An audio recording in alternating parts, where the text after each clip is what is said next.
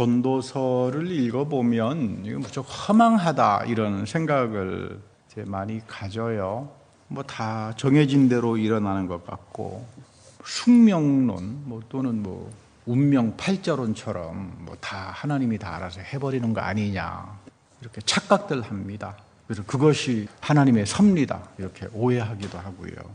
그런데 곰곰이 말씀을 들여다보면 전혀 그렇지 않습니다. 하나님의 섭리는 나의 자유나 나의 생각을 억압하지 않아요. 하나님의 은혜가 나에게 오면 뭐가 옵니까? 자유가 생기죠. 성령이 있는 곳에 뭐가 있죠? 자유가 있잖아요. 하나님의 은혜가 있는 곳에 성령이 있잖아요. 그러니까 나는 자유로운 사람이 됩니다. 자유롭다 그래서 막 내 멋대로 하는 격이 아니라 죄로부터 자유하다 이 말이에요.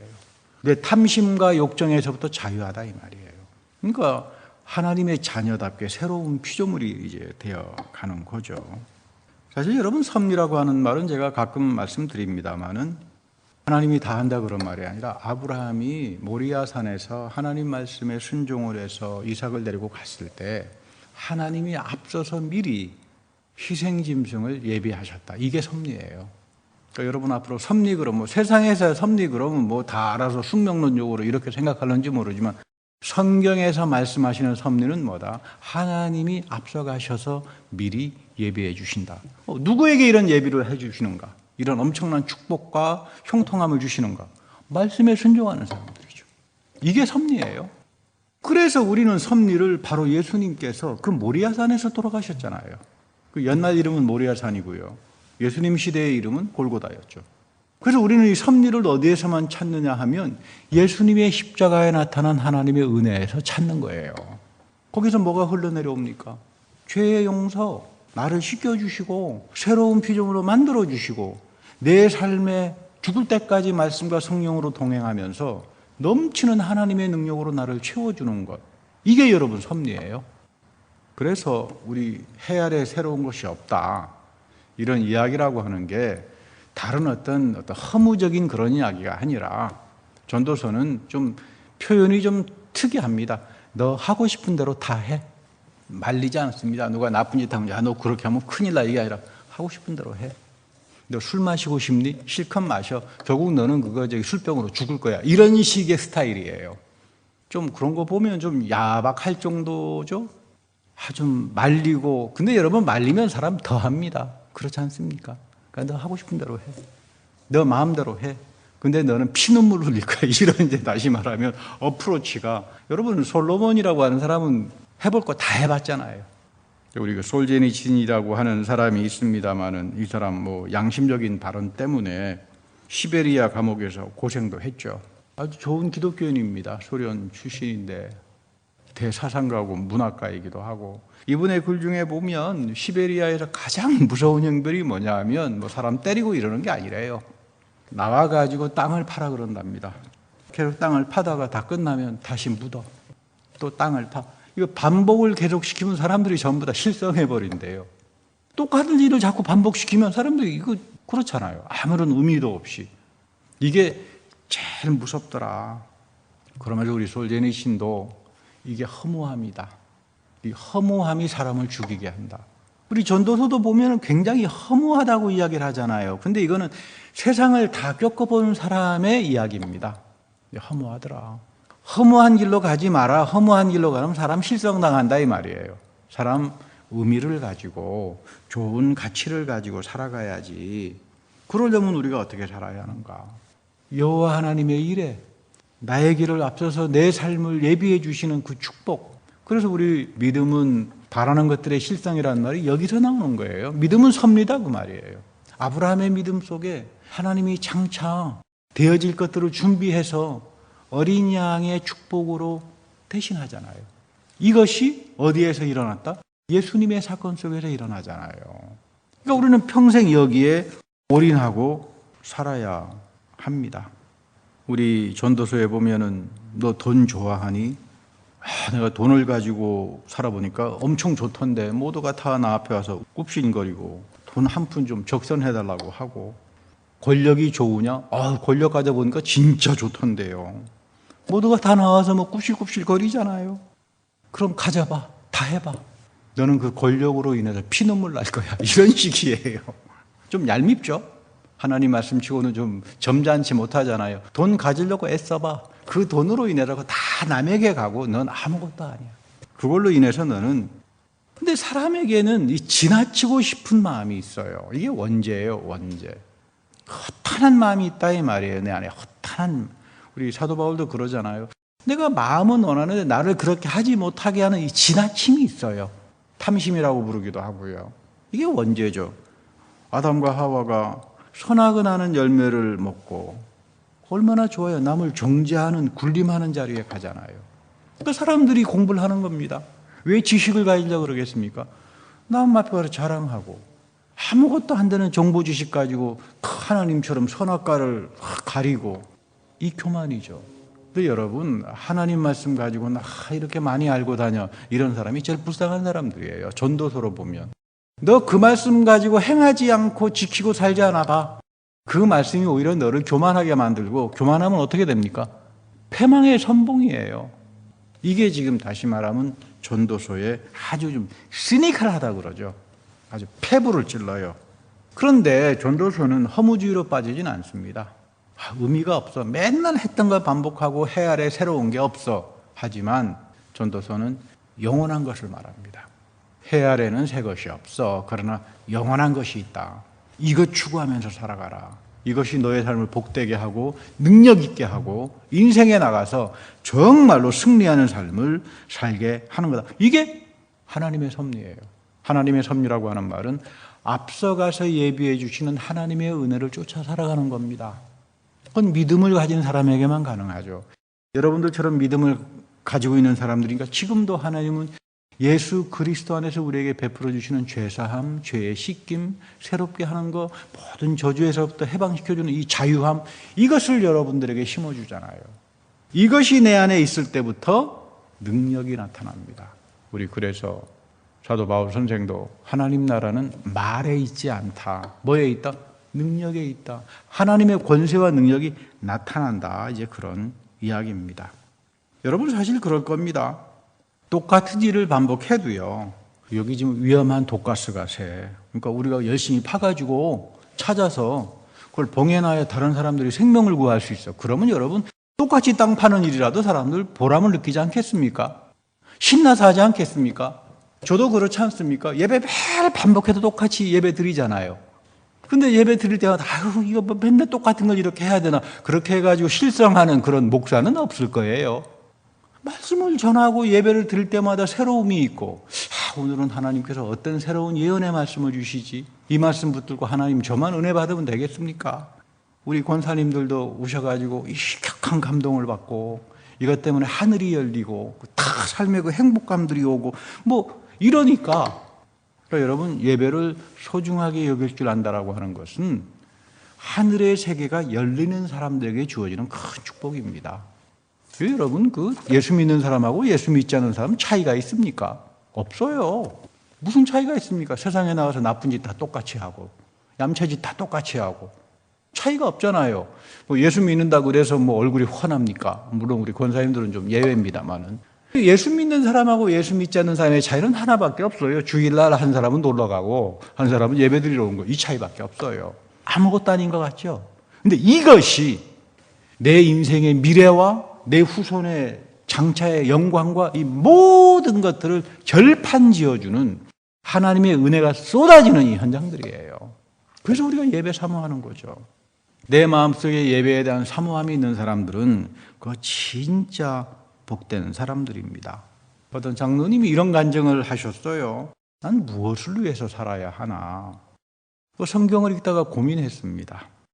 성경이 말하는 영원한 것, 썩지 않는 게 뭘까? 그래서 성경을 곰곰이 찾아보니까 세 가지가 영원하더래요.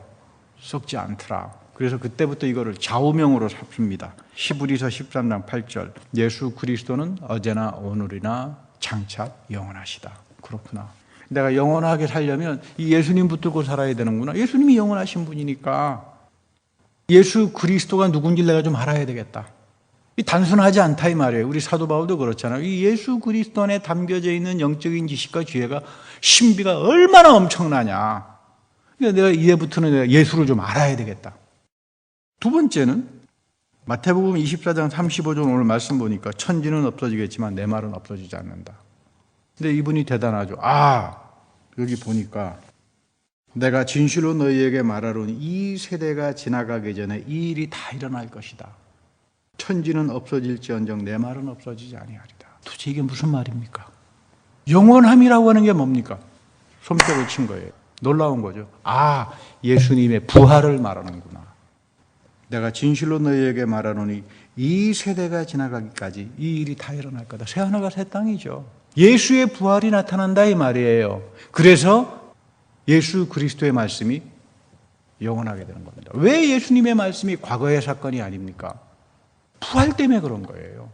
부활의 그리스도가 우리에게 오셔서 성령으로 우리를 이끌어 가잖아요. 그러니까 예수 그리스도의 모든 일들이 과거로 끝나는 것이 아니라 오늘 현재와 장차 미래로 이어지는 영원한 것이 되는 거예요.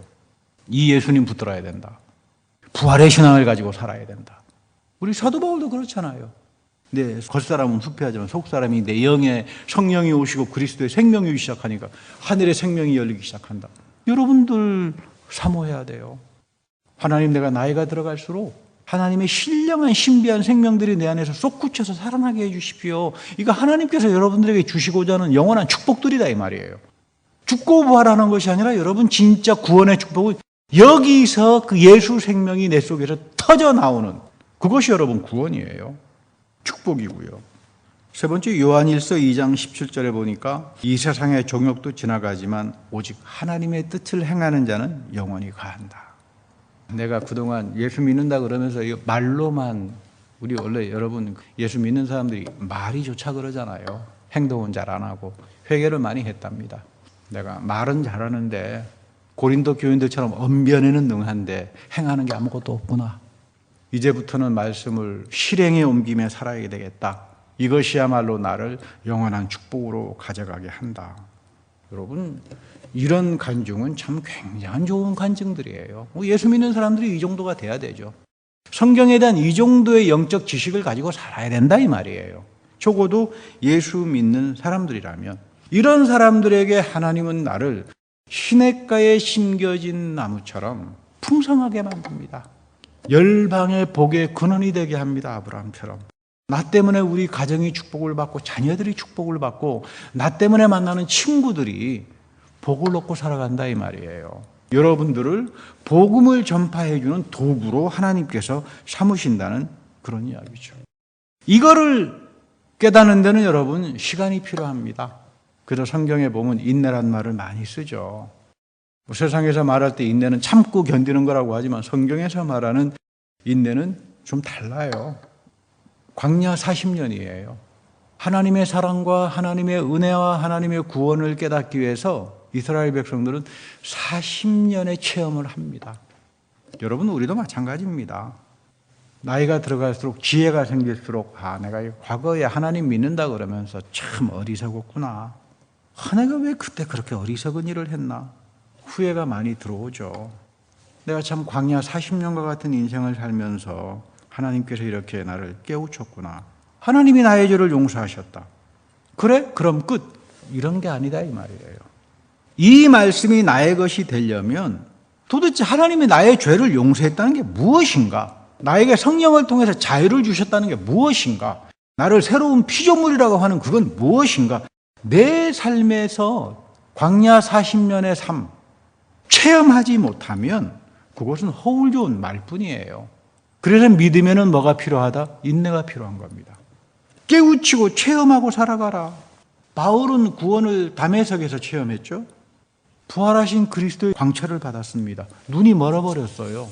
너무나 격한 감동을 받아가지고 부활의 그리스도가 나에게 오니까 이제는 평생 슬플 때나 기쁠 때나 부여할 때나 가난할 때나 이분에게 붙들려 삽니다. 나 이분 때문에 난 더 이상 다른 거 쓸데없는지 못한다 이 말이에요. 여러분, 이것이 바울에게 뭡니까? 구원이에요. 이걸 내가 체험했기 때문에 내 삶을 송두리째 뒤집어 놓은 하나님의 광채와 능력을 체험하는 신비를 바울은 평생 하고 산 겁니다. 교만하지도 않았고 어디 가서 권력을 추구한 것도 아니고 어디 가서 뭐 물질을 추구한 것도 아니고 여기에 붙들려서 이 구원의 체험이 너무나 기가 막히니까 이거 가지고 평생 살았다 이 말이에요. 미국의 대학생들에게 앙케이트를 물었는데 너 지금 당장 가지고 싶은 게 뭐냐? 1번 자동차, 근사한 자동차, 잘 나가는 휴대폰, 잘생긴 여자친구 뭐 했는데 별로 거기에는 게 없고요. 가장 많은 젊은 사람들이 찍은 데가 감동받고 싶은 삶이에요. 너무 영적 감동이 없다 이 말이에요. 이 미국에서. 큰 물질 권력 하지만 사람이 무슨 그런 외적인 거 가지고 사는 거 아니거든요. 물론 불필요한 건 아닙니다. 먹고 살아야 되겠지만 보다도 중요한 건 의미예요. 격하게 감동받고 싶다. 그래서 미국에서 700만 부나 팔려나가는 책이 영어책이 그거죠. 치킨숲이라 그래가지고요. 내 영혼에 도움이 되는 그런 말을 쓸 때 치킨숲이라고 합니다. 세상이 허무하다. 세상에 나가서 돈 벌어보고 좋은 직장 가지고 권력을 추구하고 다 해봤지만 이게 감동이 없다. 의미가 없다 이 말이에요.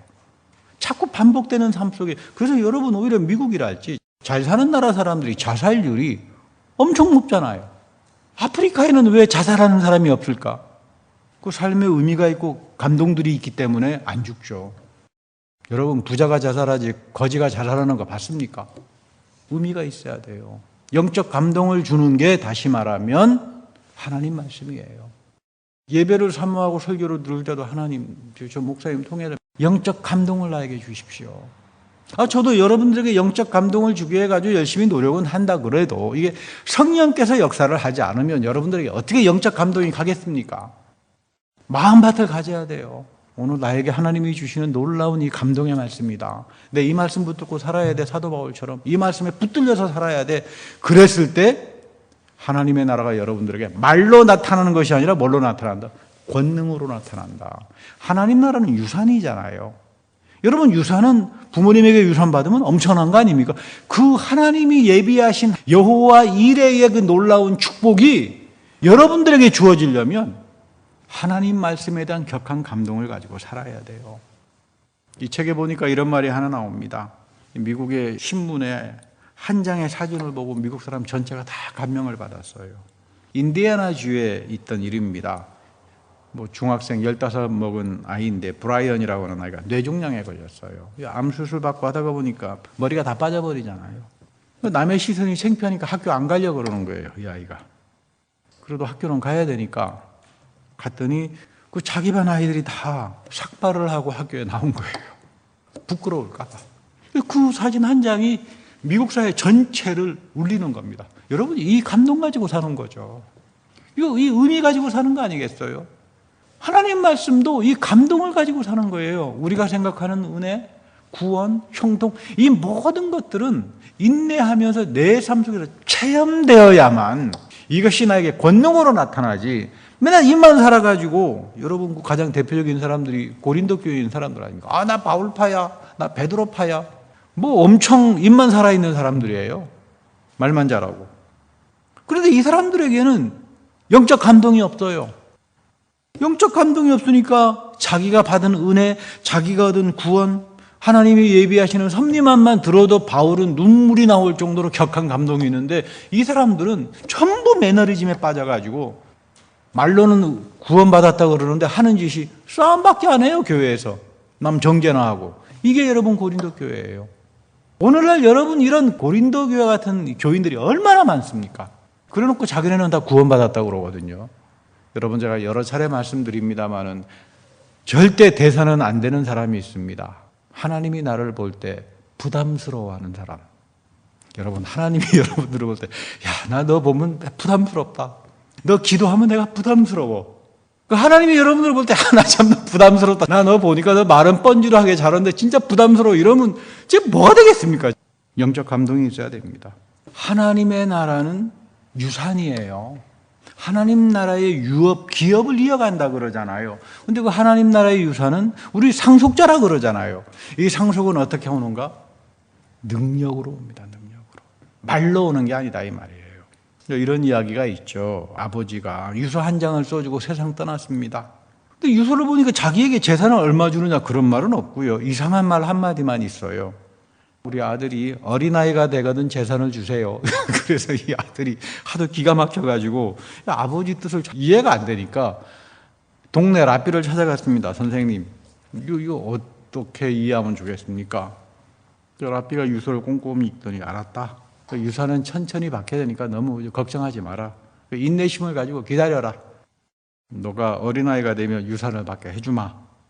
이제 아들은 기가 막힙니다. 랍비도 희한한 말을 하거든요. 내 나이가 20살인데 언제 어린아이가 됩니까? 아버지도 모르겠고 랍비의 생각도 모르겠고. 근데 이 사람이 이제 장성해서 결혼도 하고 가정을 가지고 아이도 낳고 살았습니다.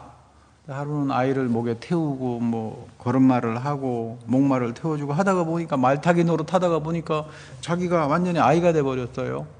그때 깨달았습니다. 랍비에게 찾아가서 어린아이가 된다는 게 뭔 줄 알겠습니다. 여러분, 하나님 나라가 능력으로 나타난다는 것은 예수 그리스도가 보여주신 그 말씀대로 어린아이처럼 순종하고 실행하면 되는 겁니다. 그게 영원한 말씀이에요. 여러분들의 마음밭에 그 말씀이 꽂히고 이제는 말씀대로 살고 행하고 이렇게 살아가는 사람들에게 상상하지 못하는 하나님 나라의 위협이 임재하는 겁니다. 이런 축복을 사모하고 살아가는 여러분들이 되기를 기원합니다.